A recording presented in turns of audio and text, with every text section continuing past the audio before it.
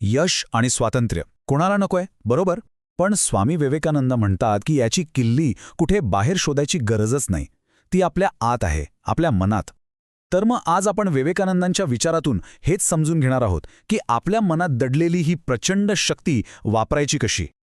एक विचार करा, अशी कोणती एक गोष्ट असेल जी आपल्याला दुःखाच्या खोल गर्तेत पण ढकलू शकते आणि त्याचवेळी आपल्याला प्रचंड शक्ती पण देऊ शकते. म्हणजे तीच गोष्ट आपल्याला गुलाम बनवू शकते आणि तीच गोष्ट आपल्याला मुक्तही करू शकते. आहे ना कमाल?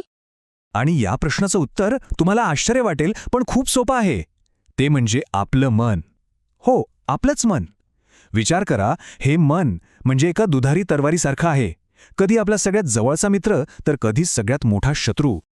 आणि हा फरक ना अगदी स्पष्ट दिसतो. बघा, जर मन आपल्या ताब्यात नसेल, अनियंत्रित असेल तर काय होतं? दुःख, कमजोरी, बंधन यातच आपण अडकून राहतो. पण जर याच मनाला आपण वळण लावलं, त्याला ट्रेन केलं तर तेच मन आपल्याला शांती, शक्ती आणि शेवटी मुक्ती मिळवून देतं. म्हणजे चॉईस पूर्णपणे आपला आहे. ठीक आहे, मग प्रश्न असा येतो की या दुधारी तलवारीवर कंट्रोल मिळवायचा कसा? विवेकानंद म्हणतात की याची सुरुवात एका खूप मूलभूत गोष्टीपासून होते, आणि ती गोष्ट म्हणजे एकाग्रता. एकाग्रता म्हणजे नेमकं काय? विवेकानंद एक खूप सुंदर उदाहरण देतात. जसं भिंग असताना जे सूर्याची विखुरलेली किरणे एकत्र आणून आग पेटवतं, तसंच काहीसं काम एकाग्रता करते. ती आपल्या मनाची इकडे तिकडे भरकटणारी शक्ती एका जागी गोळा करते, एकाच पॉइंटवर फोकस करते. आणि विवेकानंद म्हणतात की जगातलं कोणतंही ज्ञान मिळवण्याचं हेच मूळ रहस्य आहे. आणि जेव्हा मन असं एकाग्र होतं तेव्हा काय घडतं माहितीये? चमत्कार घडतात. इतिहासातले मोठमोठे शोध घ्या, शक्तिशाली इन्व्हेन्शन्स बघा, अजरामर कलाकृती किंवा अगदी मोठमोठे आध्यात्मिक साक्षात्कार, या सगळ्यामागे एकच गोष्ट आहे: तीव्र एकाग्रता.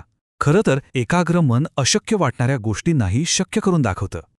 एकाग्रता तर झाली पहिली पायरी, पण यासोबतच मनावर कंट्रोल मिळवण्यासाठी आणखी एक गोष्ट लागते, ती म्हणजे आपली इच्छाशक्ती. एक अभेद्य, न तुटणारी इच्छाशक्ती. आणि ही काही आपल्याला आपोआप मिळत नाही, ती आपल्याला रोज, प्रत्येक क्षणी कॉन्शियसली निवडावी लागते. कमजोरी नाही तर शक्ती निवडायची. कधी विचार केलाय की आपल्या मनात भीती, शंका या गोष्टी येतात कुठून? याचं मूळ आहे आपलं अशांत, कमजोर मन. पण याच्या अगदी उलट, जेव्हा आपण ठरवून, जाणीवपूर्वक आपल्या मनाला मजबूत बनवतो, तेव्हा काय होतं? त्याच मनातून मग धैर्य, आत्मविश्वास, आत्मनिर्भरता या गोष्टी उगवतात. म्हणजे बघा, शक्ती ही काही बाहेरून येणारी गोष्ट नाहीये, ती आतूनच तयार करावी लागते. आणि या सगळ्याचं सार विवेकानंदांनी एकाच वाक्यात सांगितलंय. ते म्हणतात, शक्ती हेच जीवन आहे, दुर्बलता हेच मरण आहे. किती पॉवरफुल वाक्य आहे. याचा अर्थ अगदी सरळ आहे. आपल्या प्रत्येक विचारात, प्रत्येक कामात आपल्याला कमजोरीला बाजूला सारून शक्तीला निवडायचं आहे, एवढंच. हे सगळं ऐकायला खूप छान वाटतंय, नाही का? खूप इन्स्पायरिंग आहे. पण मग मनात प्रश्न येतोच की ठीक आहे, पण हे करायचं कसं? प्रॅक्टिकली काय करायचं? आपल्या मनाला ट्रेन करण्यासाठी नक्की कोणती पावले उचलावी लागतील? याला ना एक प्रकारचा मेंटल वर्कआउट समजा. स्टेप बाय स्टेप करूया. पहिली स्टेप, मन शांत करा. रोज थोडा वेळ ध्यान करून मनात काय चाललंय ते फक्त बघा आणि त्याला शांत होऊ द्या. दुसरी स्टेप, लक्ष केंद्रित करा. म्हणजे एका वेळी फक्त एकच काम, पण ते पूर्ण फोकसने करा. तिसरी स्टेप, विचारांना बदला. मनात निगेटिव्ह विचार आला की त्याला पकडा आणि जाणीवपूर्वक पॉझिटिव्ह विचाराने रिप्लेस करा. आणि चौथी, शेवटची स्टेप, निर्भय बना. रोजच्या छोट्या छोट्या कामांमधून धैर्य आणि आत्मविश्वास वाढवा. बस, हा रोजचा सरावच आपल्याला स्वतःवर कंट्रोल मिळवून देईल. पण एक मिनिट, हे सगळं करायचं का फक्त स्वतःच्या यशासाठी, स्वतःच्या फायद्यासाठी? नाही. विवेकानंद म्हणतात की मनावर प्रभुत्व मिळवण्याचा अंतिम ध्येय याच्या खूप खूप पुढे आहे. ते असं का म्हणतात? कारण आपले विचार फक्त आपल्यापुरते नसतात, ते आपल्यापुरते थांबतच नाहीत.